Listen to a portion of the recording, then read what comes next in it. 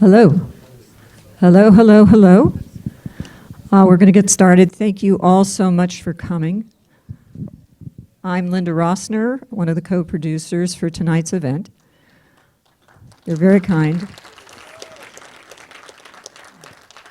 I promise this won't take long.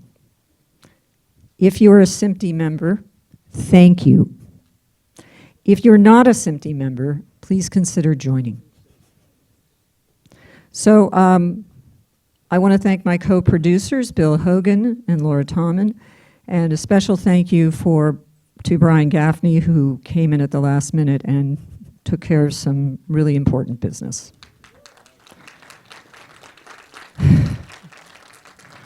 A huge thank you to Andrew Least, who is SMPTE Hollywood's USC Student Chapter Advisor and Manager of Theater Services at USC, and to Matt Scott, who is a professor at USC of the film program. They last minute contributed to the equipment so we can record tonight's panel. Special thanks, yes, thank you. Thank you, guys. Special thanks to Amazon MGM's Raymond Young, who is also, sorry, I lost my place. Where are you? Go, God, I shouldn't have looked up. Raymond Young, yes, who is also SMPTE Standards Vice President. And Raymond helped us secure this wonderful venue, along with Tom Beto, who is the Culver Theater Director of Programming and Events. And without the two of them, we would not be here in this wonderful, wonderful venue. Tom has just been amazingly accommodating and fantastic to work with. So thank you again, Tom.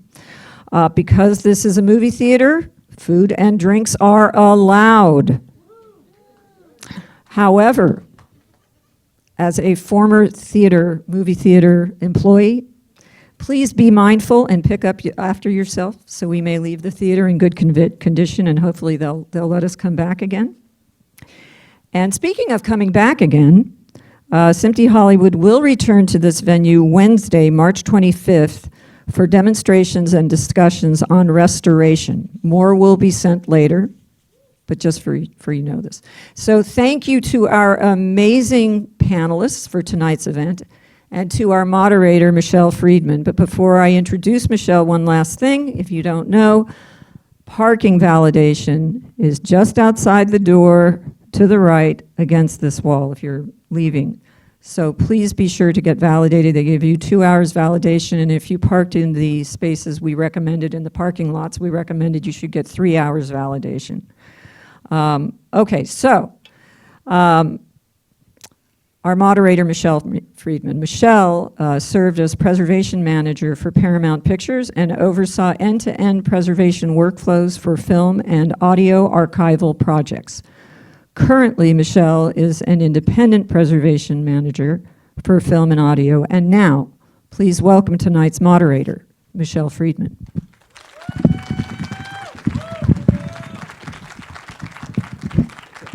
Can we leave it in? Yeah. Can I leave it in? Yeah. Okay. Whatever. Sorry, putting this back in. Hi, everybody. I'm Michelle Friedman. You already know that. And she sort of explained what I was doing, but I'm going to give you a little bit more in-depth information about what I've been doing for the last 12 years. I have had the distinct honor of doing preservation work specializing in the restoration and protection of archival film and audio assets. The most fascinating aspect of the job is the detective work. So fun. It's needed to track down original materials. Often the research leads further by having to locate alternate film elements to replace missing or damaged footage. I managed preservation workflows, oversaw the inspection of film elements, reviewed and scanned images, and also on the picture side of preservation, I guided color correction and digital cleanup. For audio, I supervised preservation soundtrack audio syncs. This work included silent films, mid-century animated shorts, a broad range of classic titles, and lots and lots of films from the Paramount Library. Some of my favorite stuff, though, was the extensive preservation work that we got to do on the Republic Pictures Library, which includes a big collection of westerns and serials. I helped to digitize, clean, color correct hundreds of these titles, ensuring that the Republic's cliffhangers, action-driven serials, and B-Western favorites remain accessible to audiences. Hey, and if you want to hear more about the stuff that I do, I actually have a LinkedIn where I talk about more in depth what I did on each title. So, Michelle Friedman, go there. Next, let's talk about Heidi. Heidi Shakespeare is the CEO of Memnon and a leading authority on the evolution of digital archiving and media migration, with a career spanning 30 years, including senior leadership roles at Iron Mountain and Bonded Services Group. Heidi has been on the forefront of transforming the world's most significant audiovisual archives and that are preserved and monetized. A passionate advocate for technological evolution, Heidi has led Memnon through a period of global expansion and collaboration with partners to ensure the integration of AI-driven workflows. Her work focuses on bridging the gap between legacy formats, yay, and future-ready systems, ensuring that historical content is not just digitized, I love this word, unlocked for the modern accessibility and commercial value. Hi, Heidi. Let's do it.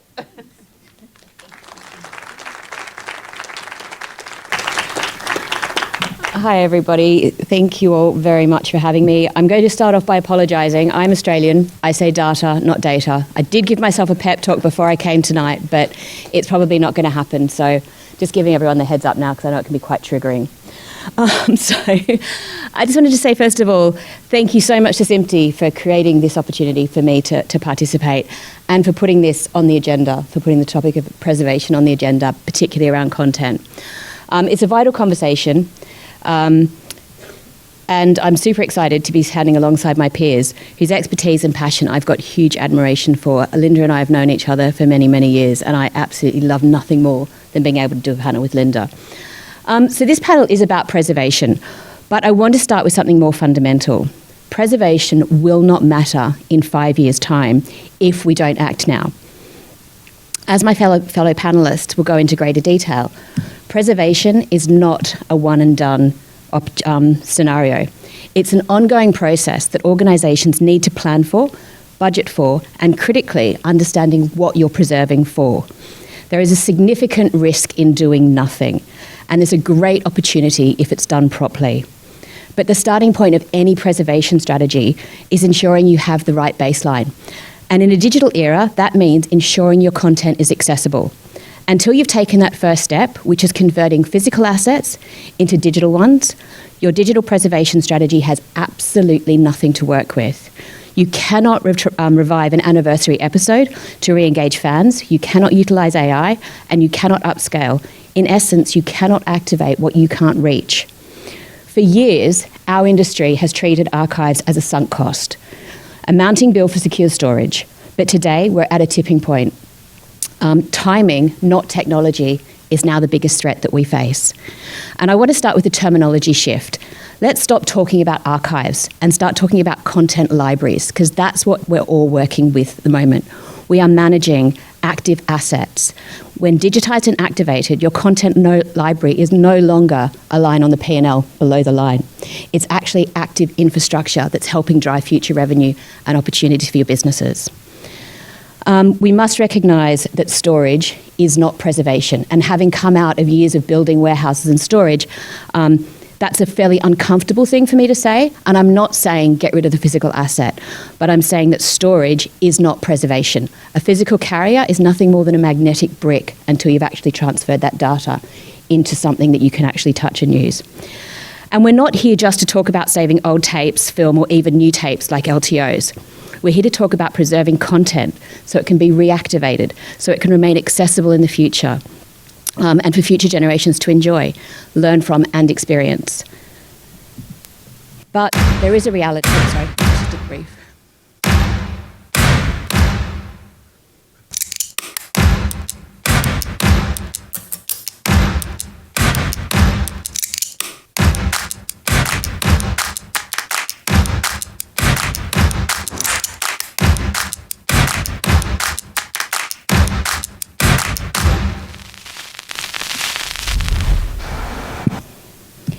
And that is the reality we're facing. So in 2020, I'm not sure how many people saw the UNESCO paper that they published that essentially said 2025 was the digital deadline, that beyond this point in time, most transformation would be impossible. Now, they were off by, probably by only about 5 to 10 years in that respect. They did identify 2025, they called it the digital deadline. The point in which digitization will become virtually impossible. We've made it past that deadline, but only just, and we are now in that critical window for magnetic media and tape safety. And it's not just about tape deterioration or obsolescence. It's a signal bottleneck that's essentially been caused by 3 converging forces: vanishing hardware, retiring talent, and a sharp increase in content that's been identified as critical for migration. And there is a very dangerous myth across the industry that possession is control and future-proofing your relevance. But the reality is, possession is not access. If you're holding on to a physical tape and you've got nothing to put that tape in, it's worthless to you. And here's the new bottleneck, which I find absolutely fascinating. It's no longer just M&E that are competing for this capacity. It used to be the studios and the broadcasters and occasionally the advertising industry. But we've seen a huge surge from non-traditional content owners, emergency services, pharma, legal, insurance, government, FMCG, and automotive, aerospace. These organisations do hold vast volumes of AV content. We're talking millions and millions of assets for an individual customer. And the difference is they are legally obliged to retain that content. So they have got a completely different motivator when it comes to getting budget to be able to digitise and access the migration capacity. The motivation for them is not lost opportunity or revenue, it's compliance. Essentially, they're preserving their content to stay off the front page of the New York Times. And that is their motivator. These massive corporate entities are moving quickly and they are consuming the remaining head capacity at scale. They're taking up the machine hours that used to be reserved for broadcasters and studios. And this is creating a bottleneck that you will not be able to solve in 5 years' time when you get your extra budget. Because with certain formats, once the point of viability gets passed over, those assets are essentially gone forever. And just to put this into some context, at Memnon, in the last 18 months, we've received requests for proposals to digitise 7 million hours of content. That's 7 million hours of real-time machine hours that need to be used. In the last 20 years, we've digitised 4 million hours. And in 18 months, we've had 7 million hours of content that's been identified by organisations that hold it as being mission critical in actually being able to migrate. So, to survive, first of all, we need to define what the source is. And in an era of AI-generated noise and synthetic media, the source is the only thing that cannot be fabricated. It's the raw, unfakeable data found in your original masters and raw rushes. It is your brand's DNA. And why does that matter in 2026? Well, because AI is a processor, it's not the source. And if you train your AI on generic internet data, your brand and content will have stories that are hallucinations. You must train the future of your company, of your organisation, on the high-definition truths of your past. Your AV library is the source code for your private AI models. This is what you are fighting to preserve. It's your history, it's your voice, and it's your unique USP. And this is why I like to say that digitisation is no longer a cost centre. It has evolved into an essential foundation for engagement, monetisation, authenticity, and your broader AI strategy. The quality and timing of your digitisation today will directly determine your brand's value tomorrow. But AI simply cannot work in any way with content that it cannot access. And by digitising for preservation intent now, you aren't just saving old content and isolated moments in time. You're building the infrastructure that will fuel your generative brand. your generative brand engine. You're moving from passive magnetic bricks on a shelf, taking up space and costing money, to active data that's searchable, shareable, and ready for future revenue generation. In short, you're turning silence into engagement. You're transforming dead weight on your balance sheet into living, breathing assets that the rest of your organisation can finally utilise and access. And activation is where the ROI is. And again, I'm using a consumer product here to kind of highlight the example of how content is valuable across all verticals. And activation is where the ROI really lives. And this is how do you prove to your CFO that this isn't an expense but an investment. And I'm sure that there's more than one person in the room. I've sat around many, many boardrooms being asked to justify what the ROI is on a migration project. What does the ROI look like? When do I get when do I see the IRR? How do you actually prove this out? And we're asked to constantly justify the migration budget, to explain why we should be spending money on old content when we don't have the legislation or the compliance driving us forward. What we do have is passion. We have content that you've already invested millions in. You already have a fan base. You already have an engaged consumer. And the stories form an integral part of our culture and our collective histories. Look at Nike. So they prove that legacy is new content by going into the vault for old sketches and mono audio tapes to tell the story of Air Max on the anniversary 10 years ago. They didn't spend millions creating a nostalgic ad. They created an engagement powerhouse that has generated 7.7 million views on their YouTube channel. They prove that unfinished history is high-value content when it's activated correctly.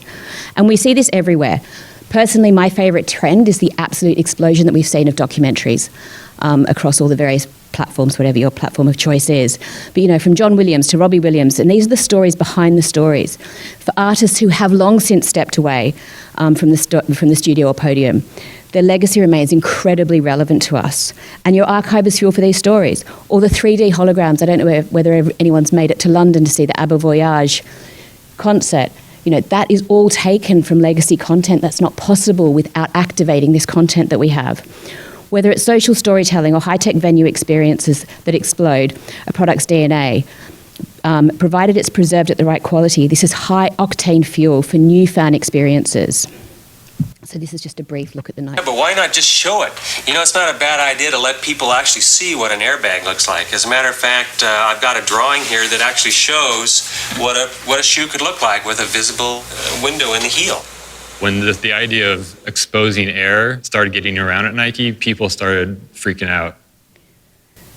And so this is 7.7 million views of essentially, they took this content from some old VHS footage that they shot. So, what is the path forward? Well, it starts by changing the internal conversation. Stop thinking about your archives as a weight that you have to carry and start thinking about your library as active infrastructure driving your business forward, fueling your future. We don't migrate old tapes just for the sake of nostalgia. We migrate them for preservation and to ensure you have the most powerful infrastructure to power your AI, to secure monetization, and to protect your brand's unique voices.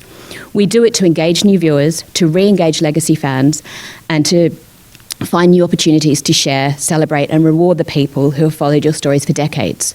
Remember, your past is your most stable, high-fidelity signal. In a world of digital noise and synthetic clones, your true original source content is the only thing that can't be faked. It is the only thing that remains completely authentic. So let's stop storing the past in the dark. Let's start activating it for the light of the new digital age. Your content legacy isn't where you've been, but it's exactly where you should be going. Thank you all very much.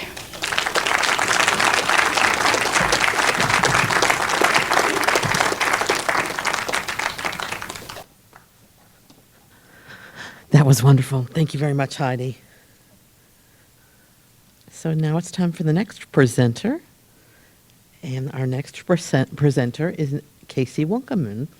She is the manager of the IS Library Media Preservation. It's a long title, sorry.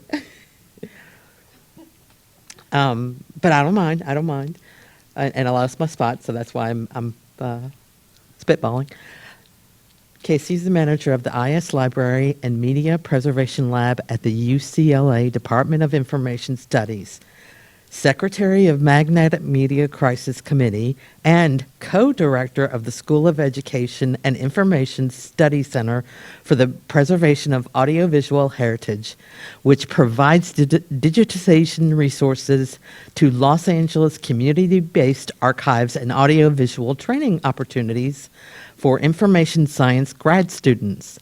She is the principal investigator of the, this is a long one, Northern Marina Islands Archival Permissions Consent Research Project, funded by UCLA Global Advisory Council, which engages Chamorro and Carolinian knowledge bearers, seafarers, performers, weavers, carvers, archivists, librarians, artisans, healers, and community members in dialogue to increase the understanding and access to the unique archival culture protocols, restrictions, and access considerations across the Commonwealth of the Northern Marina Islands. I can't wait to hear more.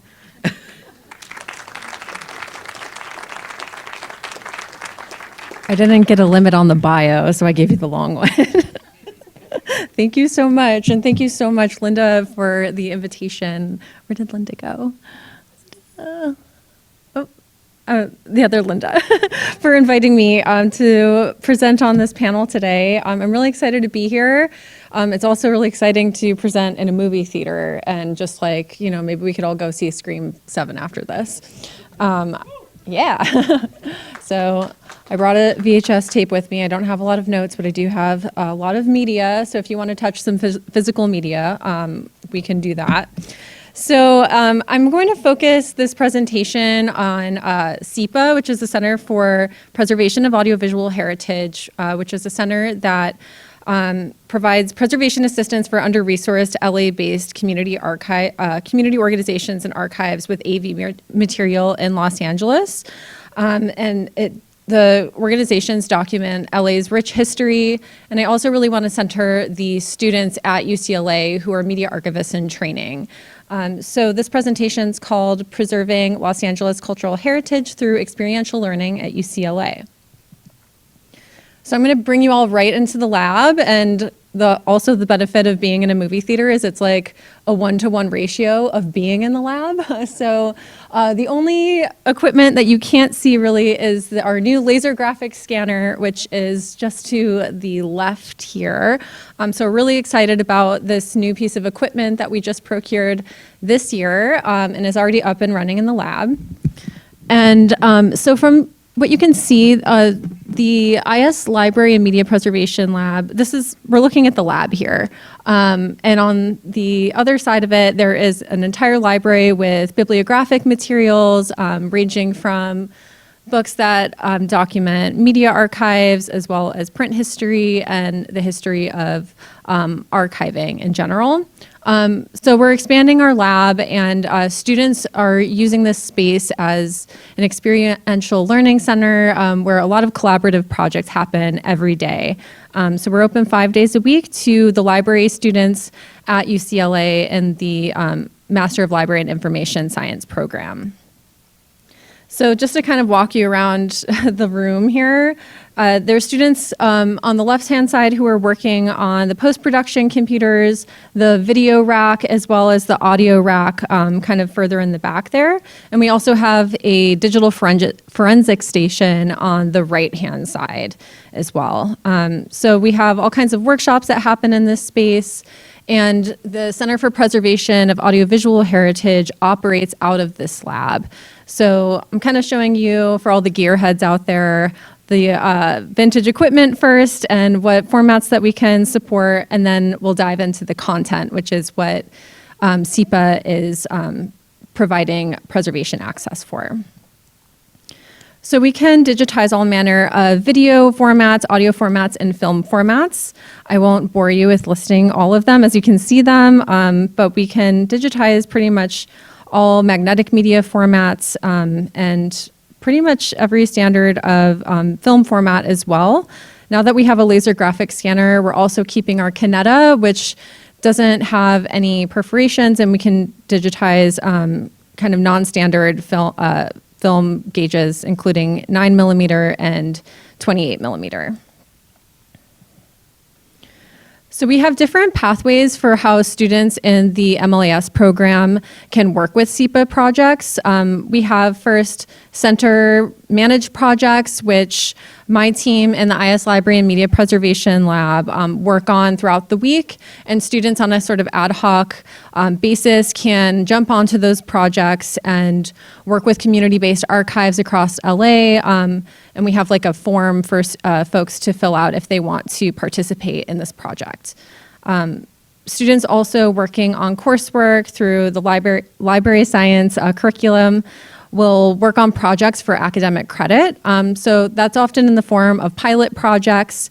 And for longer term projects, we have internships, independent studies, and fieldwork exercises, also for course credit.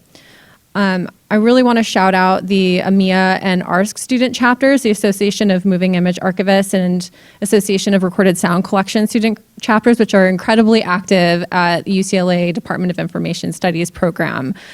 So students who are involved in those student groups will take on projects and work amongst each other to organize projects, to learn together and to share across the different, the 2 years of students in the program.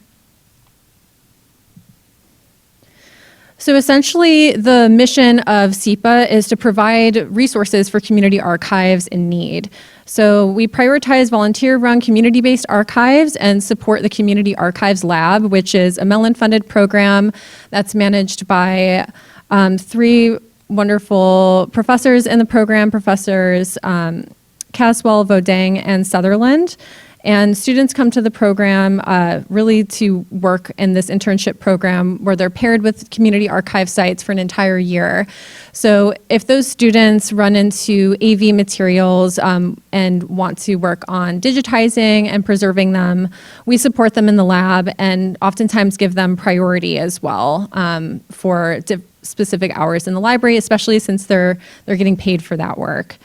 We're also prioritizing high-risk collections. The magnetic media is especially something we're interested in preserving. And Heidi, thanks for setting the tone with that of the urgency as well.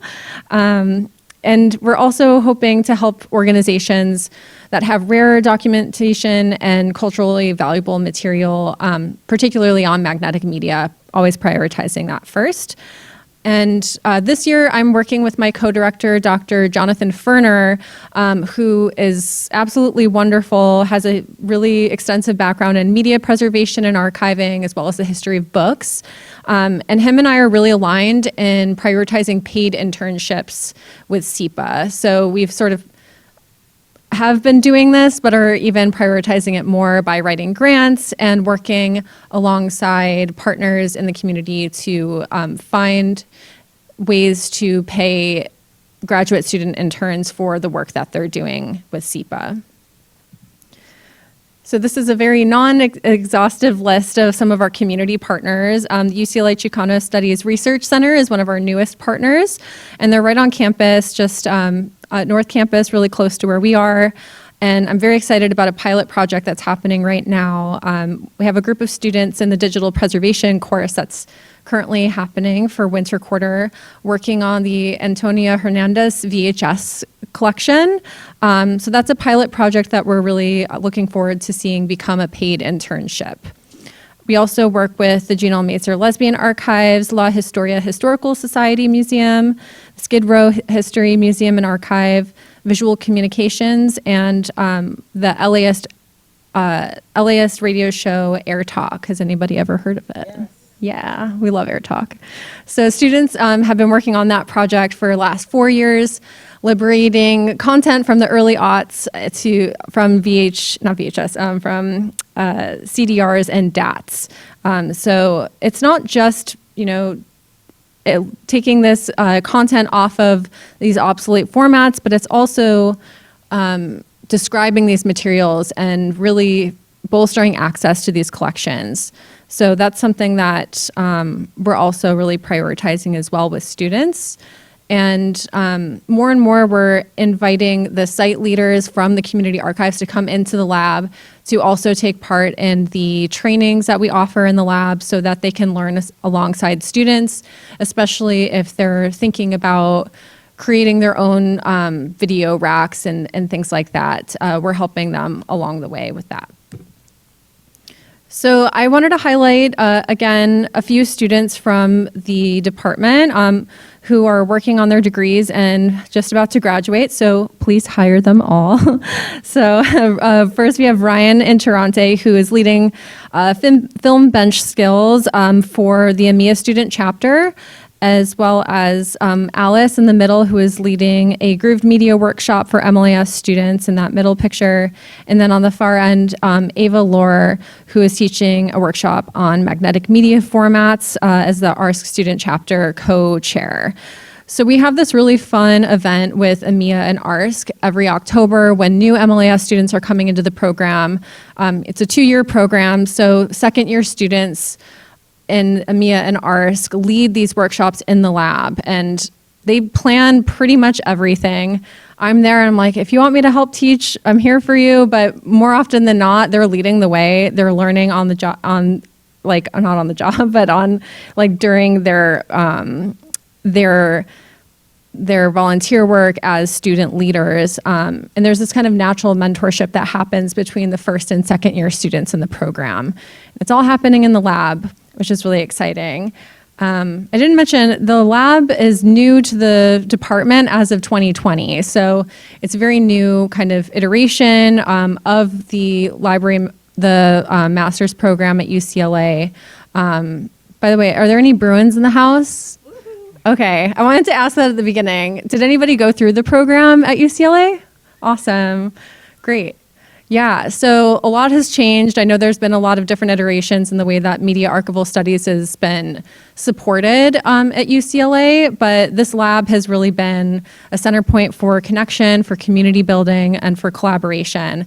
And it's just been incredible to see how students have really taken on leadership roles in the program, and they go on to work at the Smithsonian, at the Film and Television Archive, at the Academy, and so if you have any jobs available for them, I hope that you keep an eye out for some of these folks who are on the screen here, and as well as students who are recent graduates of the program, because they're just absolutely incredible.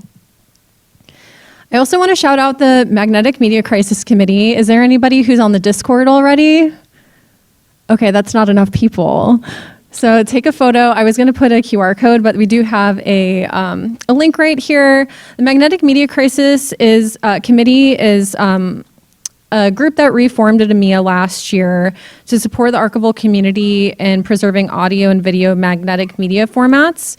And it provides a collaborative space for knowledge sharing, resource collection, project planning, advocacy, research, and development in order to promote awareness and develop concrete tools and strategies to cope with the growing crisis faced by magnetic media collections and the impacts of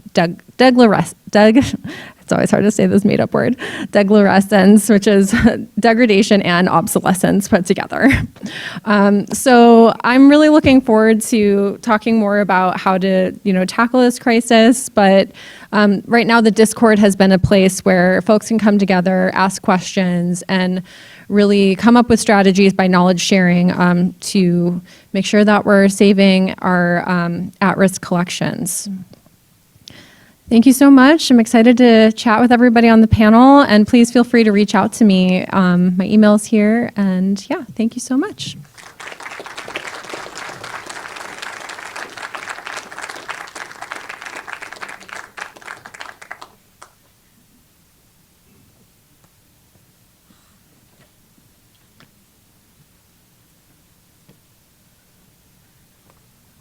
Hey, just a quick announcement before we move on. Linda would really like to thank Antoinette and the women in restoration who were instrumental in helping with the finding of panelists such as me. And would you just give Antoinette and the women in restoration a shout out? I'm doing it. Sorry, I read her whole text. I don't think I was supposed to read the last part. By the way, love women in restoration. They're the best. Okay, next is someone that's a personal favorite because I worked with her for 12 years, Jessica Storm. Yes. Hold on. My paper is not providing me with what I hoped it would provide me. Hold on. I might have Jessica just introduce herself. There it is.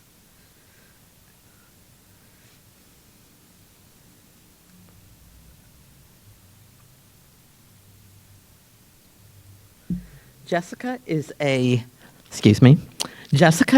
lead media archivist at Paramount Pictures in Los Angeles, where she has spent more than a decade working at the intersection of film history and modern digital preservation. In her current role, she oversees the digital preservation of Paramount-owned titles, as well as the American Zoetrope and Mary Pickford Foundation collections.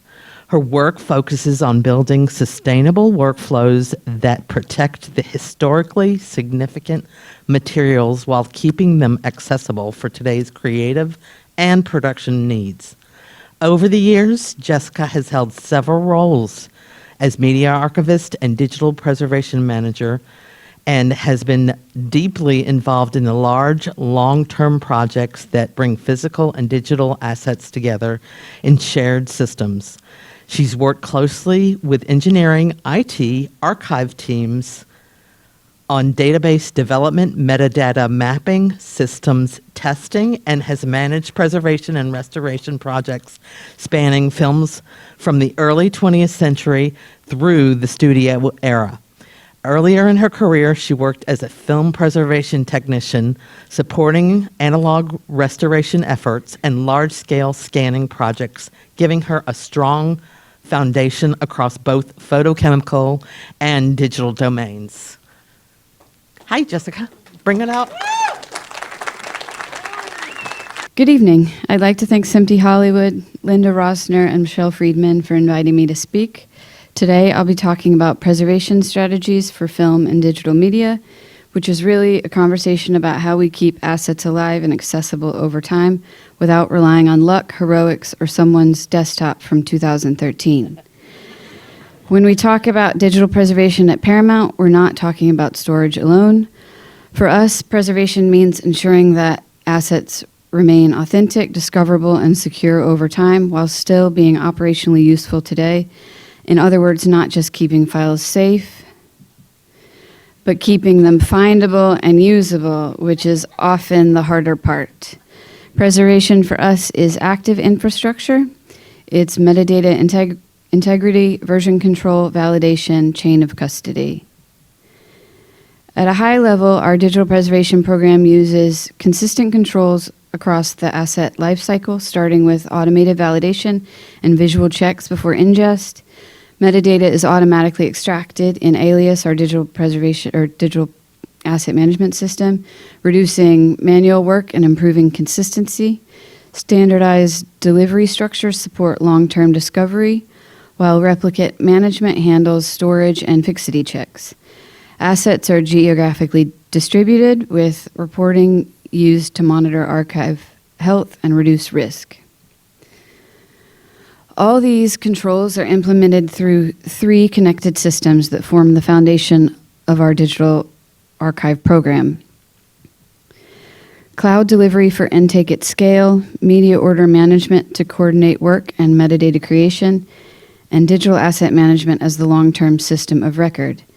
Individually, none of these are revolutionary, but together they make preservation operational instead of aspirational. At the front of the workflow is our cloud landing pad built on AWS Aspire Shares with Okta two-factor authentication. It handles large vendor deliveries like picture preservation packages, digital intermediates, 4K scans, and HDR masters. Basically, the files that are too big, too critical, or too expensive to misplace. Moving intake to the cloud clears on-prem bottlenecks and eliminates routine physical media shipments, which means fewer hard drives on shelves and fewer awkward conversations about where they went. The result, roughly 80% lower shipping and physical media costs, about a 60% productivity boost, and a shared workspace where archive productions and vendors can all work from the same media without passing assets around the studio. So here's where digital preservation fits into the film restoration chain as an example. Our restoration projects usually start with original film being scanned at 4K or 6K, which instantly creates very large digital files. Those files don't just stay in one place, they move between multiple vendors for picture restoration, color work, and audio. But how does that happen? I had a printout here of the cash flow of the bank for the past 2 months. How do you get this information? Just comes to you. This stuff just flies through the air. They send this information out. I mean, it's just beamed out all over the fucking place. You all have to do is know how to grab it. See, I know how to grab it. R.I.P. Tom Noonan.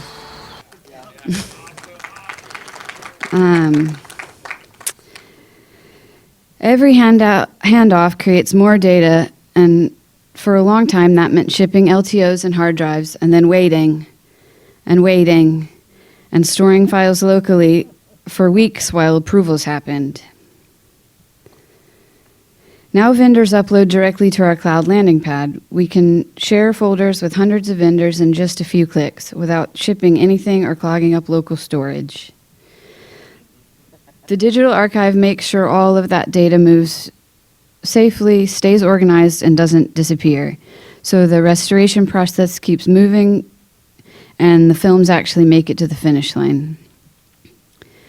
To give a sense of scale, since we've implemented the cloud workflow in 2022, it has supported over 200 onboarded vendors, held tens of thousands of assets, and has represented more than 2,500 feature and television titles. That adds up to hundreds of millions of files and over 14 petabytes of data, which sounds abstract until you remember that every one of those files needs to be validated, described, and protected. Our media order management is handled through Zytec, which coordinates preservation, mastering, and servicing across the organization. Zytec also serves as the entry point for minimum ingest metadata using standardized templates and advanced project manager input to verify that incoming assets match the delivery. While Zytec supports archival workflows, it doesn't control the archive. Once assets are ingested, authority transfers to Alias because preservation systems work best when everybody knows who's actually in charge. Alias is Paramount's media asset management system. Beyond physical asset inventory and shipping receiving functions, it serves as the backbone of our digital preservation environment, securely managing high-value assets with controlled access across production, post-production, distribution, marketing, and archival teams. Media archivists use Alias to monitor ingest dashboards, ensuring system-level checksum validation is completed and assets are ingested in a timely manner. Day-to-day use primarily centers on discovery and review, including asset search, metadata inspection, history logs, and proxy playback. Alias also supports collaboration through shared collections, permissions, and attached documentation such as QC reports or project notes, ensuring continuity as people and projects change.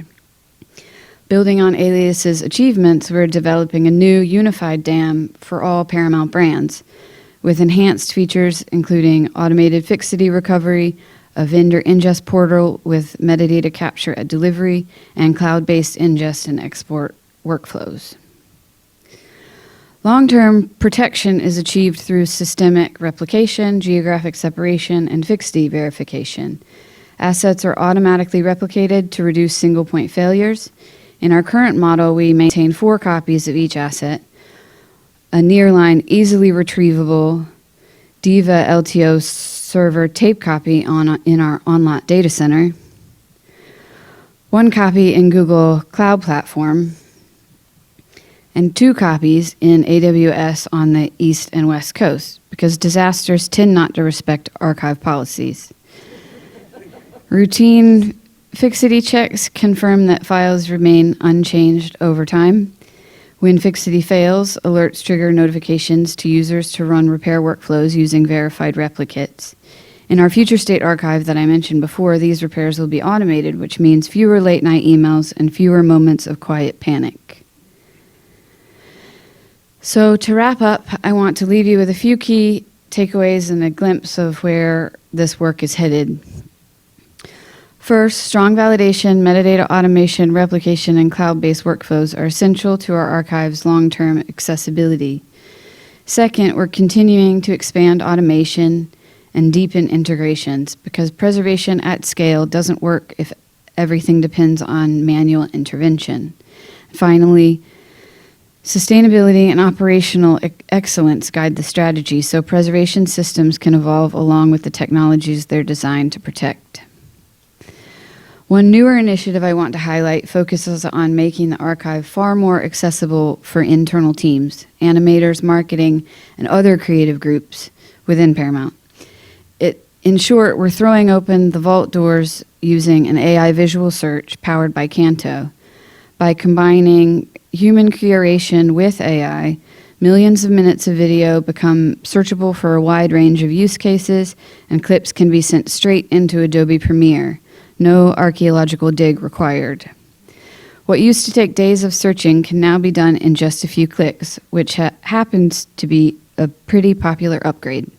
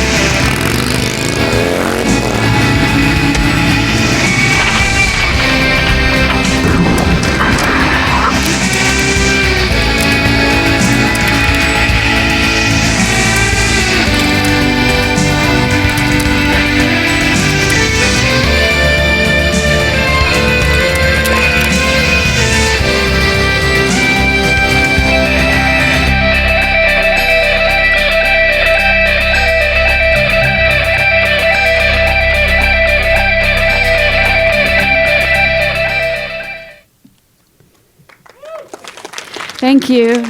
I'd also like to acknowledge the colleagues listed here who support this work, especially Charlotte Barker, who helped me with this presentation. I'm happy to take questions or commiserate about fixity failures. Okay, that was fantastic. Great demonstration. Way to show people the way it all works, Jessica. You should be proud. Okay, but we saved the best for last.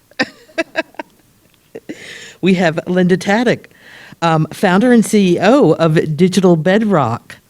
Wait a minute, I don't want to mess this up. She's a thought leader in media and digital preservation and metadata.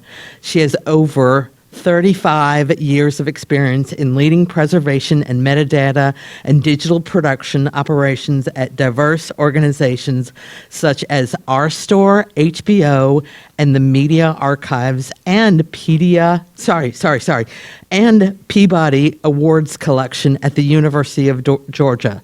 She is taught as an adjunct professor in 2 major graduate programs focused on audiovisual archiving and preservation at the UCLA's Department of Information Services and NYU's Moving Image Archiving Preservation Program. She is the founding member and former president of the Association of Moving Image Archivists. Linda consults and lectures on digital asset management and audiovisual digital preservation, metadata, and the impact of the digital preservation on the environment. She was the recipient of the 2021 SMPTE James A. Linder, I knew I would say that wrong, Linder Award, Archival Technology Medal in recognition for her leadership, research, work in digital asset management, audiovisual and digital preservation, copyright metadata, and the environmental impact environmental impact of digital preservation. As CEO, Linda plans to implement new storage architecture models as well as grow Digital Bedrock's domestic research beyond the U.S. into new international markets. Let's have a hand for Linda. Yes. Okay. All right. We're good. Hi, everybody. Well, this is SMPTE. You're a standards organization. So I figured that I better talk about a standard around digital preservation. So thank you, Heidi and Casey and Jessica, for setting this up. Jessica, that was a great presentation. I'm basically going to show the theory behind everything you're all doing there. So this was fabulous. Thank you. Okay, so digital preservation, you already all know this because you can't just store and ignore. Every single presenter before me has already said this. You can't just store the files and think they're okay. You can't just park them somewhere. You have to take care of them. Storage itself isn't secure necessarily. Hard drives can crash. Files are destroyed accidentally or on purpose. They can be lost. They can be hacked. Anything that is out there that is on a digital storage carrier is at risk. The digital bits themselves can degrade and become unusable over time. And I always like to say it's not the bits' fault. You know, they're just sitting there minding their own business. It's because the storage media that they're sitting on is starting to degrade, which means then the bits are going to be degrading. And then you have formats and software that are vulnerable to obsolescence, which I'll get into in a little bit later. It's not just the media becomes obsolete, but the file formats themselves become obsolete because of all of the dependencies, the file format, the software, the hardware, the operating system, everything ties together. If one of those fails, you can't access your data. And I don't know why I have these little boxes up there, but I'm just going to continue. Okay. So you can't store and ignore it. You have to, in order to do digital preservation, you have to know everything about that digital file. How was it created? What are its technical characteristics? You need to do actions over time in order to keep that data alive and to keep it preserved. It's more than just traditional IT backup and archiving. It's more managed digital preservation. It has to be active. So what is digital preservation? Well, the American Library Association, yes, I taught in graduate programs, so ALA, got to mention it. This is like one of the most pithy definitions of digital preservation because it describes it as policies, strategies, and actions. That's what's required. This definition here applies to any kind of digital preservation, not just media and entertainment, but anything. This is what you need to do, take care of it over time. It applies to both born digital and also for reformatted content, all of that analog material that you have that you are digitizing. So I told you there are standards, right? So here we go. There are standards for digital preservation, and they are ISO recommended practice, but in the digital preservation community, the global community, they're considered to be the standards. These come out of the 1990s.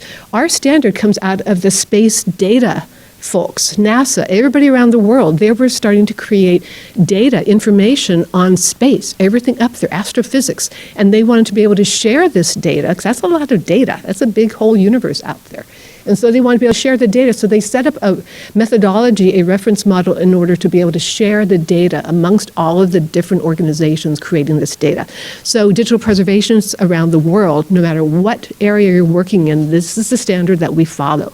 It is OAIS, which is the shorthand, Open Archival Information System. Related to this is another ISO recommended practice called trustworthy digital repositories. It used to be called trusted digital repositories, and then they realized it's really hard to prove and do everything to be totally trusted, so we are trustworthy. So that's now what that standard is. And again, it comes out still out of the space data information systems folks. But these are the two standards that digital preservationists around the world that we try to follow, that we use as guidance. So what I'm going to do now is just give a shorthand of some of the major topics that come out of these standards, because as you can imagine, your standards people, they're hundreds of pages long, so you can read them yourself. And so I'm just going to do the top level highlights of it. So the digital preservation requires appraisal. I'll go into each of these in a little bit of detail. You have to organize it, make metadata, not just about the content, but all the technical characteristics. You have to store it, and then you have to manage it over time. So the first one is appraisal. What do you need to keep? So in any organization, any kind of community, you're thinking about what do you need to use that in the future? So for media and entertainment, what do you need to restore, to regrade, to remix the work in the future? What are the master elements that you need? And where is it? And in this community, that can be a problem, because if you have older data, then that could be stored on older, obsolete LTO data tape, written in some kind of backup system or writing system. You don't remember what it was. Was it tar? Was it brew? Was it some other kind of proprietary system? So you need to figure out what was that so you can get that data off. Can any of that content be repurposed in other environments? So, for example, you have documentary productions, you have the B-roll, you have interviews that you could repurpose and license. Again, what Heidi was talking about is monetizing your archive, your collection, and not just for media and entertainment companies, but there are actually university libraries and archives that are considering this as a revenue stream. If they own the rights to some content in their archives, they can then license it to try to have money coming back into their organization. You can license to LLMs for AI training. And at HPA last week, it was really interesting. There was a lot of conversations on the experiential or immersive and shared reality venues. So if any of you know about Cosm, there's one in LA here. They created a big theater.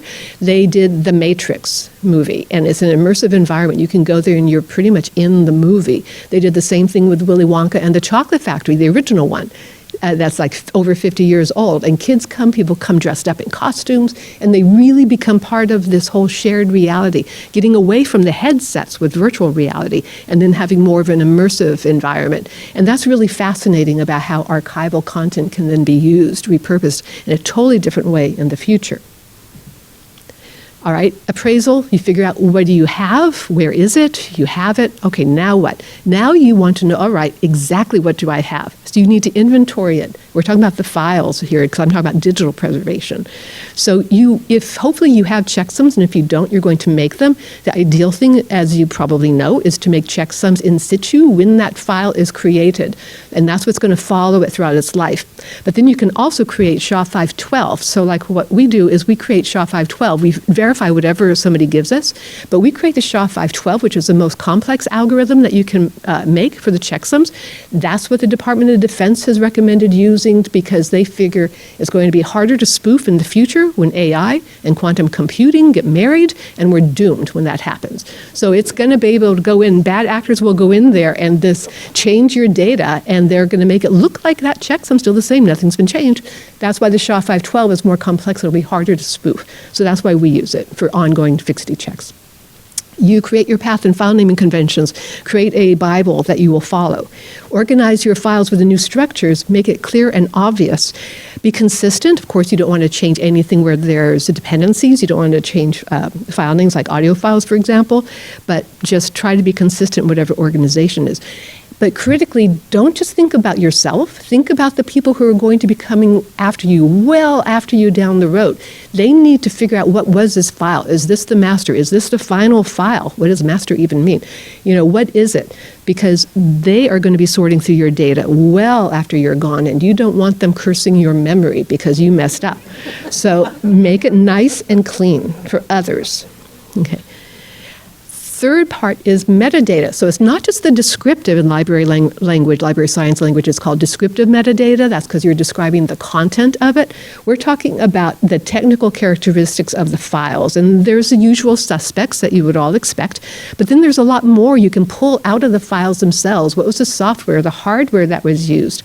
In our system, we pull out like 600 bits of metadata per one ProRes file or a TIFF file, because you can really pull it out. And if you can search that metadata, metadata. That's pretty powerful for you to know what something is, how it was made. Then, of course, you're going to add the preservation metadata outside of the file. So where does this file live? What is its hash or the checksum? You know, what's the storage media and environment it's living on? What's the preservation information on that storage media? You know, if you're on LTO tape or on some old hard drive, or who knows what's up in the cloud, you know, you don't know what it's on, so you need to know, okay, for sure it's up in this bucket in the cloud. You know where it is. Talking about storage. Okay, make at least 3 copies, if not more, if you can. Ideally on different storage media types and platforms. So as Jessica mentioned what they're doing at Paramount, they have various platforms, you know, and storage media there. So that's good. You don't have a single point of failure. In digital preservation, you don't want all your eggs in one basket, because if that basket fails, you're lost. You know, you don't have your data anymore. So have it in different file systems, different platforms, so that you can always go back to one if one fails. Now, the storage media today, there's only 3 types of storage media. Hard drives or spinning disk, you have your NAND storage or SSD, and then you have LTO tape, or also the IBM Enterprise tape, of course, too, but most folks, you know, LTO is the market share. And then the cloud uses all 3 of them, and that's all we have for today. And there's future technologies in the show and tell. If when we get on the panel, I have some DNA data storage cartridges I can show you, just so you can see what it physically looks like. So we'll see what that looks like. Anyway, but we needed that other storage yesterday, because you all probably already know that Seagate and Western Digital said they've sold out their inventory of hard drives through 2026. They're already into pre-sales for 2027, and that's because all the AI hyperscalers have bought it all up. And that is going to trickle down to consumers wanting to buy computers this year. It's going to trickle down to all of you. If you're going out there trying to buy new servers out there, new storage, it's going to be pretty hard or very expensive this year. So I would encourage you to go out and buy now, you know, if you can, before it all goes away, which will happen very soon.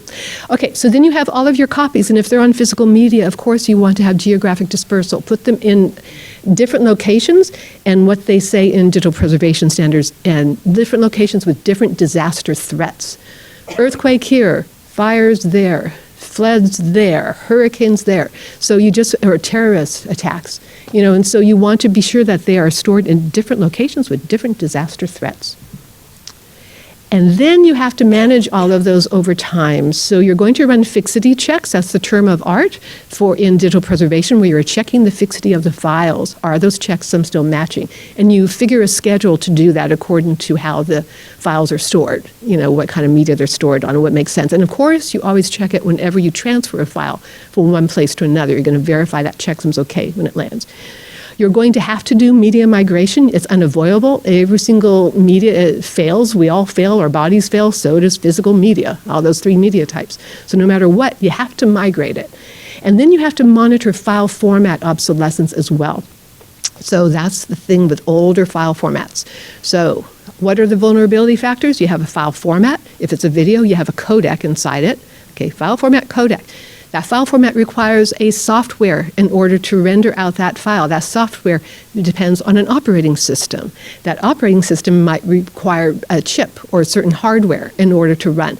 All of those obsolescence factors, if any of those fail, and I know pretty much probably everybody in this room has experienced this, then that makes that content at risk because an obsolescence factor has failed. So you have to monitor that and try to take action before that happens. So the organizers actually asked me to talk about why I founded Digital Bedrock, just like a little personal information, just to show, like, because I've been on the other side, on the user side, for decades working in archives, and now I decided to create a digital preservation service provider. Basically because I have worked in media and entertainment and in university archives and in museums. And as I started in the analog era with film and video and audio, I saw organizations struggling as they were moving to digital formats. And so either because they didn't have the staff, the infrastructure, the resources to do it themselves, or they knew they had to do it, but they had other things to do, like to create content or to take care of it, provide access to it. So archivists want to help people. It's just their nature. They can't help it. And so I decided to create Digital Bedrock to do that work for other people. But I also wanted to create a solution that would be more friendly to the environment, because I've been concerned about the environment ever since I was 10 years old on the first Earth Day. Okay, I just gave you my birthday now. And I organized a little a march around my elementary school on the first Earth Day. And we had smog days in LA, those of you who might remember. We didn't have snow days. We had smog days. You couldn't go outside to play at recess because the ozone layer was so bad. So I want to make sure that stayed with me throughout my life. And I wanted to make sure, as we saw the impact on the environment of all this data that we're creating, that we're storing, that we're using globally, to try to create a system that would then be more friendly to the environment, lower our carbon footprint, and therefore then lower our clients' carbon footprints as well. And also I have a personal concern with preserving works because I went to school at Cal Arts. I was a filmmaker, a composer, harpsichordist. You know, it's that kind of place. You do a whole lot of different things. And so I understand how creative work goes, and I want to preserve it because quite often that can be the most difficult content to preserve. So that was important to me. All right, so really quickly just to say then what we do is we do everything I just listed that one should do in digital preservation. All we do is digital preservation for any. We help not just media and entertainment, but museums, individual creators, orchestras, libraries, theatrical venues, and also individuals, you know, family archives who have digital archives they want to preserve. Some folks say that we're their data insurance policy because you can't get insurance on data. And so they know that we have the authenticated copy that we're managing over time and taking care of it, and so that nobody can touch it and it is safe.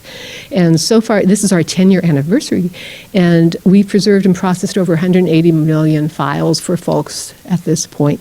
So that's it. Digital preservation standards, they exist, and that's it. So now to the panel.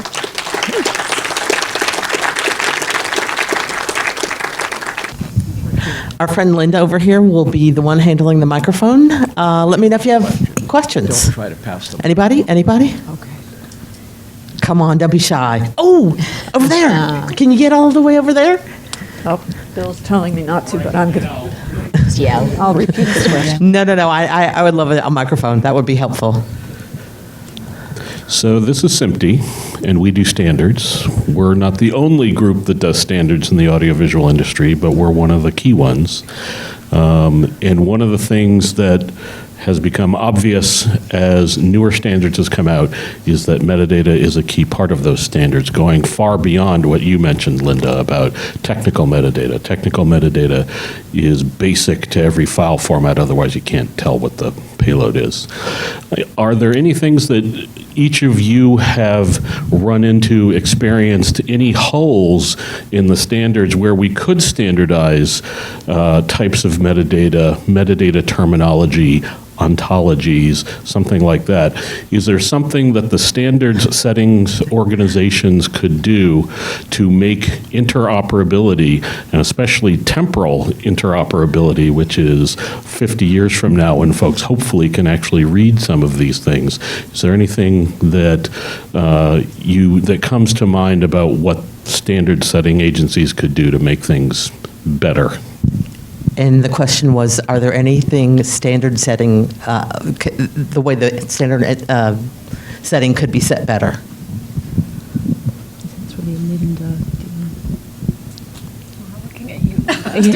Mine works. They're all, Hello?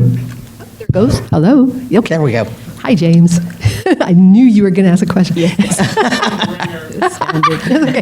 Okay. There are several standards bodies, as you mentioned, in different verticals. So it depends on what you want to do. Do you want to have a map between just like media and entertainment? Do you want to have it with museums? Do you want to have it with libraries and archives? So is that what you're, and then there's different types of metadata. There's your descriptive metadata, that's about the content. What I was talking about was the technical metadata, which is about the technical characteristics. There's premise metadata, which is a standard the Library of Congress did, premise, which is what pretty much everybody who does this work follows. What else? Administrative metadata, relationship metadata. There's a lot of metadata. And so what people have to do is decide on what's mapping between all of those different standards. That's a huge job. So you need like an Uber organization to do that. But then you have to ask why. Because if people are saying, like, do you really need to have a metadata standard anyway? You know, especially with AI, if you can search across the different concepts across all of those different standards and say, okay, there's SMPTE Core. I was actually on the SMPTE Core committee where we tried to distill it to like the basics, you know, for that. But there, as we all know, there's so much more than that. So basically, oh God, I could go on all night. Okay, I won't. So I'm going to stop, basically to say, like, if there might not be a need to do that, basically. Yeah. So AI can interpret it. Yeah. From the community archiving perspective, there are a lot of organizations that don't want to follow those standards to a T because they weren't necessarily made for the communities that want to describe their material. So it's been pretty incredible to see just the level of kind of like local terms that are being created. There's a lot of different kinds of sort of consortiums that are working on that sort of thing. So I think just being able to kind of take a metadata standard, but then customize it depending on what the community needs is something that a lot of folks are doing within different communities. Just kind of like taking being empowered to do that, if, you know, just having that like kind of template, but then expanding it, customizing it is something that is being done quite a lot with community-based archives. I wish we had better standards. I wish that you could get thousands of people to do the same thing and to name things the same. It's really hard to get vendors and all the stakeholders, and then when you're going from system to system to try to like map everything, you have to change it again for some reason. It's very difficult. I say, as a vendor, I would love it if people followed standards and they were accepted that the standards were. But again, in our experience, everybody wants the standard but slightly tweaked to meet their own internal needs, which again is going to cause, I mean, I know that AI will solve a lot of these problems, but it is going to cause problems down the line because of the vast amounts of content that are being created and then archived, but in a non-consistent way. So. Who next? Oh, there we go. This question is for Casey. You mentioned community organizations. I'm in charge of the media archives for the Culver City Historical Society. Now, can I come to you with some of our old audio cassettes of the Culver family oral history interviews or the quarter-inch tapes, and you can digitize them? And do you do noise reduction? Can you help improve them? He just asked if the UCLA system could go ahead and take care of all the materials that his group wants to be able to digitize.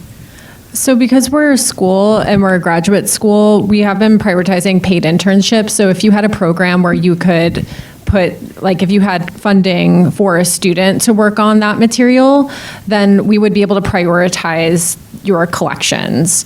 But because we're not a for-profit business, and we just don't have the capacity, quite frankly, either, for taking on a ton of projects.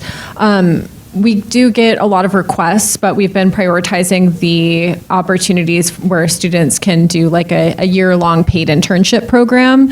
And so I mentioned the Community Archives Lab, which is a Mellon-funded fellowship program for graduate students that work with different sites across LA. They are paid a stipend to work, I think, 400 hours throughout the academic year.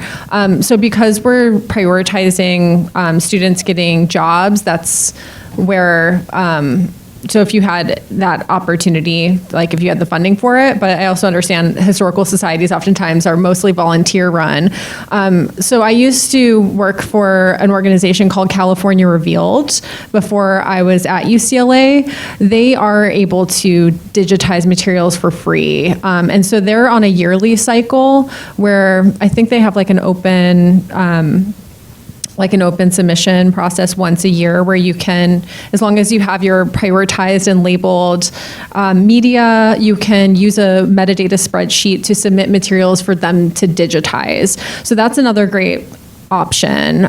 So I would look into California Revealed, but we're also always open to organizations, especially in Los Angeles, to support, because there might be a student who has a connection to Culver City, maybe grew up here, would want to specifically work on your collection. So yeah, feel free to reach out and maybe we could work together. Yeah. Who next? How about this gentleman over here?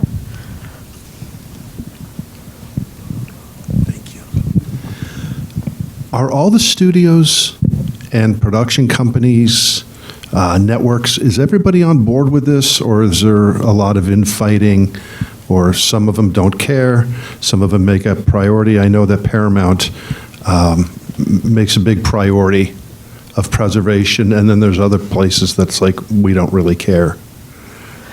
That's a good question. Are the studios caring about preservation? It's been my experience that they do care about it. Jessica, you want to speak more to that? I mean, Paramount definitely cares a lot about it. Yes, yes. And we do know that Universal has a strong restoration department, Yeah, I mean, as does Sony. Sony has been restoring things for years and years. Yeah. Disney has a really good one, Yeah. too. Kevin I mean- Schaefer, Nikki G. Yes. Oh, hi. In my experience, all of the studios have pretty strong preservation programs. Absolutely, absolutely. I mean, some of them have different priorities, I think, but I mean, Warner Brothers even has their own vendor to do a lot of their preservation and restoration. I'll make a comment. When home video came out, they cared. Well, that's true. That is true. I agree with that. They threw stuff away. They didn't do anything Because they until home knew video- they were going to make money off of home it. video came out. Yes. So there's money in the vaults. Absolutely. Then they Yes. cared. Well, here's a perfect example. I just saw the Elvis movie, and it's found footage of like, Amazing, isn't it? yes, of like Heidi does, where they found footage that they never knew that they had of Elvis. And Baz Luhrmann took all of these footage and put it together and made it look like a concert. It was amazing. And of course, they were able to make money on it, off of it, because they released it theatrically. Before library school, I worked at Sony Pictures Television as a photo archivist, and I noticed that when museums would reach out when there were shows like Breaking Bad that had a lot of like cultural cachet, that's when like the focus would really go towards preservation. And I got to work on the Seinfeld archives, which was really fun. But we digitized those slides, but it was once they were being sold to like different international markets, that's kind of when the focus was like coming into like priority at that time. I was going to say, the studios absolutely care about what's in their vaults and what they want to do, and I think that they do set the gold standard that the rest of the broadcasters and content owners do look up to. And I think that there are a number of different events that really brought that to light. Home video, COVID was a really, really interesting time, but COVID absolutely activated legacy content because production stopped and you couldn't access it. And I couldn't recruit engineers fast enough during COVID to keep up with the supply and demand, because it was right when a couple of the platforms launched. They needed programming 24/7. There was nothing net new coming through. And so it was about trying to reactivate everything that they already had. And old content is new content to a new audience. My daughter, 16 years old, is absolutely convinced that her and her friends discovered Friends because it's a new show to them. So this is something as well that we shouldn't be forgetting, is those archives are full of content that is net new to a whole new audience that's coming through. I'm going to add to that. Paramount has so much stock footage that could be utilized and sold and be a money-making system, and they just haven't gotten there yet. well, we're putting a lot of what we have digitized into the That's great. the system that I showed Okay. before. So then, Good. then But there's so much more. and we do have a lot though. From a Paramount standpoint, why don't you tell a quick story about how badly the assets of Godfather? Well, I'm not the expert on Godfather. Can you speak to that? I can't speak to that. Oh, sorry. Where's Andrea when you need it? Well, unfortunately, I don't know how it got so bad, but what they were able to do to restore it is amazing. That's all I can speak to. I just know that it was a lot of files. Yes, And and it I'm was sure you like handled them. a year of our time. Yes. Ingesting many files for that. I just want to add to that, where the discussion has been with the majors, and the majors have wonderful internal organizational structures to be able to do preservation themselves. But then there's a whole lot more studios than that, the next tier down, and they don't have the internal staff to do the work. And so that's where it can be a crisis going on. So like we help some of those studios, but there's a whole lot more out there, and that content also has to be preserved. Good to know. Okay, who else? Hey. Hi. Okay. This has been amazing, and I really want to extend my thanks to all of you and my admiration for all of you for what you're doing. But I've noticed that there has not been any mention of the fact that long-term storage, I guess you could call it preservation, on film, polyester film with the image or sound, can last hundreds of years, where digital does not. I'd like your comments on that. So he'd like our comments on the fact that film can last for a long time. Sometimes that's true, and sometimes it's not. But digital has issues. And did you want to respond to that? So typically when we scan film, we never get asked to destroy it. Whereas if we're scanning tapes, be it family tapes, etc., there is a desire to trim costs and to destroy the tapes. But with film, for that very reason, if you get it cold enough and dry enough and in the right storage conditions, then it will stay on in perpetuity. And we don't know where the scanning quality is going to get to. I mean, it just keeps getting bigger and bigger. But then you have the challenges, and I'm sure Linda can probably talk to this much more eloquently than I can. The bigger the file, the more storage that's required. So again, for that reason, the film assets being stored properly. But yes, she told it very well. If film is not climatized properly, it does die. No, I understand that.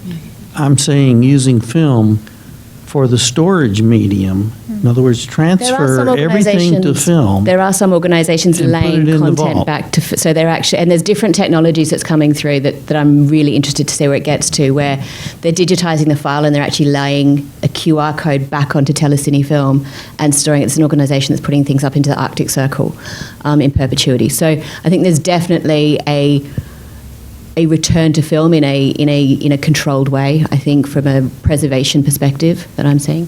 I don't know what you're saying. Glad to hear that. Film will last a long time, but those audio masters won't. And so no matter what, audio has to be digitized in order for it to live onward.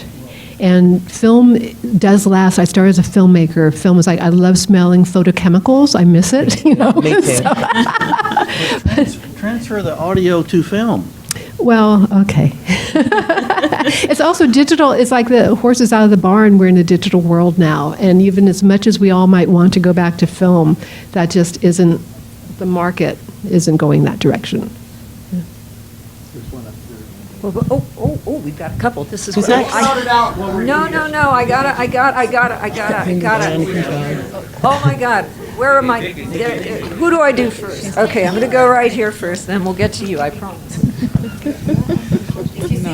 Y'all are making Linda work for it. That's all right. I don't think it's so much of a question, just more of a shout out. I heard a lot about students and community, and that's a really big aspect of SMPTE and what we do. We have a lot of student chapters. I'm one of the co-chairs of 35 PM of IMF with Raymond Young, and actually, I don't remember your name, but you're second to last you. Casey. If you could please shout out your students to us, we would love to have you and see how we can get you involved in standards in any kind of way. That would be amazing. I would love that. Cheers. Yeah, and I would love to have you all come to the lab if you wanted to meet the information studies students. That would be amazing. And I think just kind of add on to that, thank you, Belinda. The first year students is completely free. We have so many amazing resources for students. So you can find me on LinkedIn. It's Veronica Panetta. But if you don't find me, you can also find other organizational people here for SMPTE tonight. That was all. Thank you. Awesome. Thank you. Veronica. Personally, I'm so There was happy to- someone down here that had a question. Oh, I'm going to do that, and then I promise I'll get up there. Personally, I I'm really promise. happy to hear how many I'm getting in my steps. are I love it. interested involved in all of this. This is fantastic because they are needed. And can I just say something really quickly on the students? I am constantly looking for trainees and interns and apprenticeships, particularly in the VTR repair engineering space. So again, and that's AI proof at the moment. So you still need to be able to use a screwdriver. So if any of the students want to have a conversation, please come and see me. We'll send them your way. Please do. Hi, this question is for Linda. And first of all, thank you so much for saying that about audio, that you've got to digitize it. You can't freeze MAG, unfortunately. But I wanted to hear a little more about the DNA storage that you were talking about, and also what you think about the ceramic glass that, like Cerebite, I think, some of those companies are starting to work with. Okay, I'm just real quick, just so everyone knows what Liz said. She's in charge of audio at Paramount Pictures. She wants to know about multiple systems that are coming up that she wants to be more informed about. All right, so I'm going to list the ones, alternative data storage media that are being worked on now, and then I'm going to show you a DNA data storage cartridge. Okay, so there's DNA data storage, of which we're part of the DNA Data Storage Alliance, which is a pretty critical thing, because that means there's a standards body already around and a global effort to make DNA data storage. And so that's one of the critical things when you're looking at new storage media.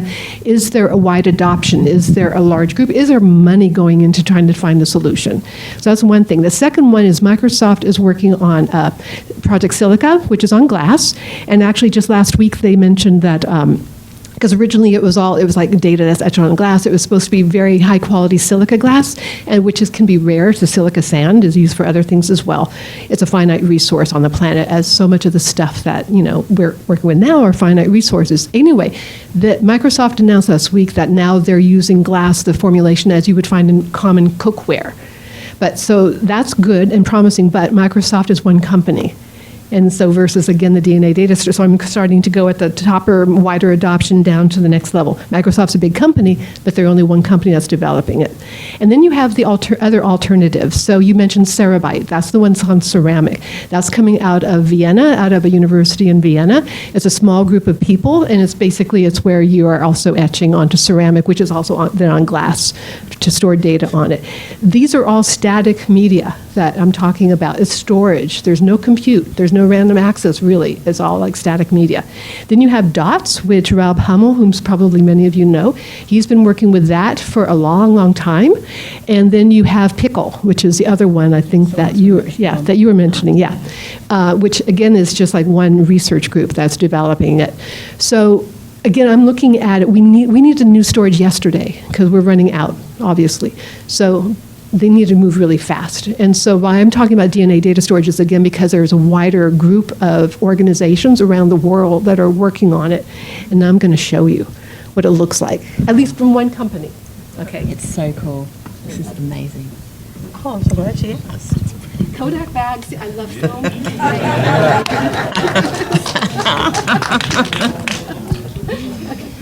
All right, so this is just describe it first. This is a company that's based up in the Bay Area. It's called Atlas Data Storage. It came out of a DNA other work company. So, and there are others around the world that are developing this, but I'm talking to them and I'm saying, guys, basically all these storage vendors, they're all looking at saying, yeah, you're going to approach them as cloud storage. You send all your data to them and they take care of it. And I'm saying, no, our people trust us. We have to do it. And I'm not going to have a scientific, clean, white room to do it. So they're making a rack-mountable system that can be used. So, and it would be this. Now I'm going to hand this over to Casey. Thank you. All right, so this cartridge here includes in it, I'm going to pull it out, 10 aluminum tubes, and each of these little tubes stores 10 terabytes. I'm sorry, there's nothing in here, there's 100. So this is a petabyte of storage in here, in this thingy. And this little thingy is 10 terabytes in here. And so I can't tell you the technology of how they're doing it, because I signed an NDA, but basically it's like, but it has promise. Now the problem is it's really slow. It's slow to write. It's slow to read. And to read it, you have to extract all the DNA because there's no random access. Random access meaning you can just go and select a file. What? I'm sorry. Okay, I'm sorry. Repeat? Okay. It's Carol Merrill, yes. Linda, Heidi just mentioned you have to put it in water? Well, no, what it is, so basically the data is written on a chip, and then they have a solution, but it's just like, it's so biological, it's human. It's not just water, it has magnesium, it has potassium, it has what our body uses to create DNA. And they wipe that solution across it, and then it soaks up all the data. It really sounds like it's medieval magic or something or other. And then they dehydrate it. It all becomes like just this powders, which then go into that little cylinder there. And then if you want to then read the data out, you have to punch it. That's the bad thing. It's like read once. You can't just like put it back in, the genie back in the bottle. So you have to pull it out and then rehydrate it using the same solution to get the data back out. You repeat the process to get the data. So it's slow, but again, everything in the beginning of any data storage was slow and small. And so that's why I'm thinking, okay, there's just so much money being thrown at this to figure it out. They're working on the storage. Another group somewhere else in France is working on random access. Other groups are working on compute, which is going to be really critical. So instead of having to use solid state drives or hard drives to do computational processes, you have to use another kind of medium to do the compute in the data centers. So anyway, this is my show and tell. It's really cute. It looks like a bunch of little bullets in a dish. They have QR codes on the bottom, tiny itty bitty QR codes, because you have to know what data is inside which I cannot tube, believe right? it fits. That's amazing. It seems dangerous to keep 10 terabytes on such a small thing that you could lose very easily. That's a really good point. Yes. Like losing your earring. Yeah, well, you make multiple copies. Yes. Do we have more questions? Great presentation. Thank you very much. Yes, definitely deserves another round of applause. Yes. So we talked a lot about access tonight, and I just wanted to hear if you had any great stories or one of your favorite stories of how you made something accessible. Real quick, Nikki just said, let me hear your favorite story. So we had a really fun one. There was and this is a lesson about how to have wide multiple copies are necessary. So there was a very, very, he's the top, or was the top performing artist in the world, released his second album, went straight to #1. They wanted to re-release the first album, went back to the first album, which had been mastered and laid back to a hard drive, which again, we keep saying is not an archive tool. But in the music industry, they tend to kind of move very quickly, and that things often just get, like the number of times we used to receive when I was in physical storage, hard drives with literally a Post-it note on it and nothing else saying what it was. And most times they don't think to send the cables either. So if you can actually, cables are a complicated thing to find the right power source. But this, so we went to re-release the album, went to open the drive and realised it had been biometrically locked by the fingerprint of the producer. And we had to spend months tracking this producer down, who happened to be in Australia working on a different project. I had to put somebody on a plane with a hard drive in their rucksack to go down to Australia to find said finger, to unlock drive and come back again. So these are things that you don't think about, these unintentional access sort of losses. We did find it, we found the finger, we transferred the content and re-released the album. But that for me is one of the living examples of how careful you need to be. I'm totally picturing you just getting a single finger for the biometric signal. Can you just send it back on a plane? Yeah. Jess? Maybe you can come back to me. I'm trying to think of Okay, something. I know you're thinking of something, but I know you have good stuff. So I'm going to make you come back. I'm going to come back to you. How about you, Casey? Sure. So I worked at the Junelle Mazer Lesbian Archives when I was a fellow for the Community Archives Lab, and then I went on to work for them after I graduated. And now students in the program are continuing to work with this really incredible community archive that's in West Hollywood. So one of the projects I did when it was my third time coming back to work for them, I had worked at California Revealed and came back to LA and processed a lot of collections. One of the collections was the Sisterhood Bookstore collection. And that was a bookstore that was a huge community space in Westwood. They had like a community board where people would post to find roommates, or yeah, it was just like a really lovely space and bookstore.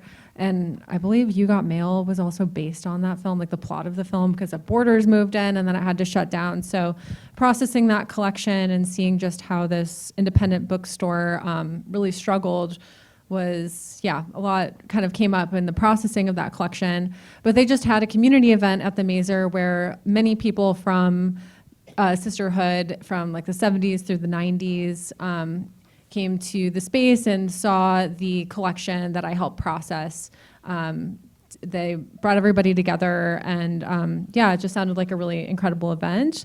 And a student that I worked with and supervised when I worked there after I graduated, Julia Tenenbaum, she created a website for the Sisterhood Bookstore collection. So that's an online exhibition that anybody here could go and find. That's on the Mazer's website.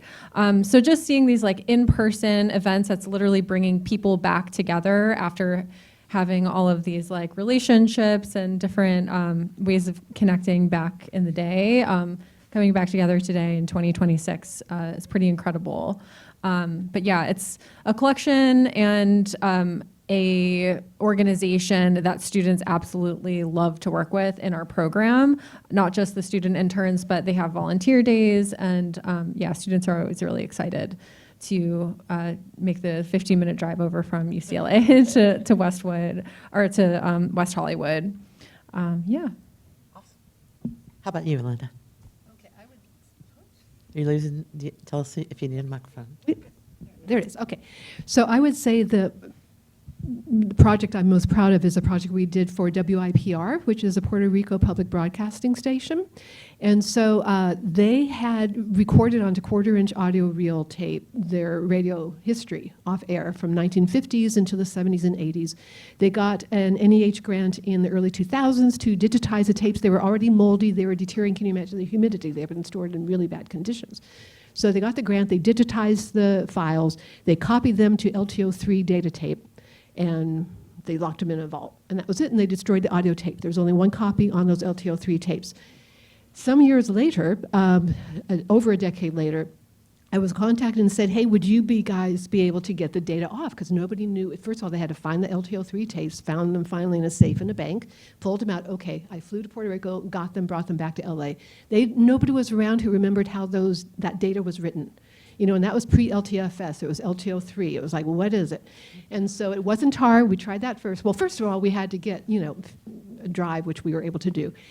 So we did a data dump, just a Linux data dump of all the data on it. We looked at the header of the files, and we said, okay, basically it's a Microsoft tape format, which meant it was probably NT backup, because nobody again remembered what they had done. And so we figured, all right, so then NT backup, that was native on Windows 95, Windows XP, so we had, which Microsoft will not sell you. And so I have a supplier in Westwood who has old, we had to find a workstation that could run Microsoft, you know, Windows 95. He found it, got it to us, because we had to, and then we had to get a driver then that would work with an LTO4 tape drive that we connected to this old workstation that would work, and we got all the data off. And so it's now part of the American Archive of Public Broadcasting online. You can go online and you can just look at the AAPB's website and listen to the fabulous music from the 50s and the 60s. And yeah.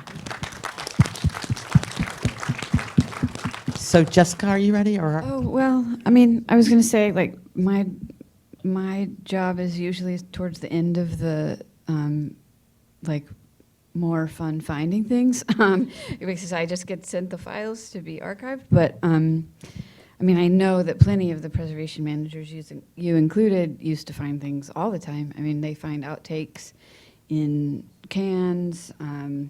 There was like the outtakes from Ten Commandments. I found the opening credits of My Pal Trigger in a completely different title, and it was the original credits. Yeah, we found, Jeff McCarty, our fellow preservation manager, he found the like original titles for Saturday Night Fever, but just the neon around it, so they could like create better looking titles for the movie. Things like that. We do get asked a lot for to search for things, like for directors and stuff that like through OCF from previous productions, and we have to like go find random shots from 10 years ago or 15 years ago. I just can't think of anything very specific off the top of my head. Okay, I'll help you a little bit. So it's actually all things we've talked about: Elvis, stock footage, and main titles. So on the movie, Blue thank you, Hawaii. Blue Hawaii. There's so many Elvis films. On the movie Blue Hawaii, the film that we had on it had horrible, horrible, horrible destroyed footage in the opening credits. It had like scratches running through it. It had dirt on the stuff. It looked terrible. And unfortunately, the text list no longer existed because Paramount didn't have the elements for about 30 years of its history. And we decided that we would go back to all of our stock footage to see, because luckily it had all been documented years ago in the old school metadata version. And every single shot was found except for one, and it was a shot of a shark, and we used a different shot of a shark. So, but anyway, we put it all back together and completely recreated the main titles. And if you look at it now, you would have no idea it wasn't the original. I'm sorry, I should be talking to you and not them. Sorry about that. Okay. So, Bill tells me we have to, we do, Oh, we have to yeah, we stop. I'm understand that. sorry. This has been amazing. Couple of closing notes. First of all, thank you to our wonderful panelists, to our wonderful moderator. Fantastic. I love these guys. And also, thank you to you for all coming, because as I've said ad nauseum in the past, the audience, this industry, you're priceless, and your expertise and your intelligence is something to be really applauded. Thank you all for coming. Also, Women in Restoration. I should have mentioned them from the very beginning. They're on LinkedIn. They're an amazing organization. I don't think you have to be a woman to join. Please join it. And also, speaking of LinkedIn, Belinda Merritt, who's on the board of managers and also on our social media committee, told me, please, please, please, if you haven't yet joined the SMPTE Hollywood section LinkedIn page, please do.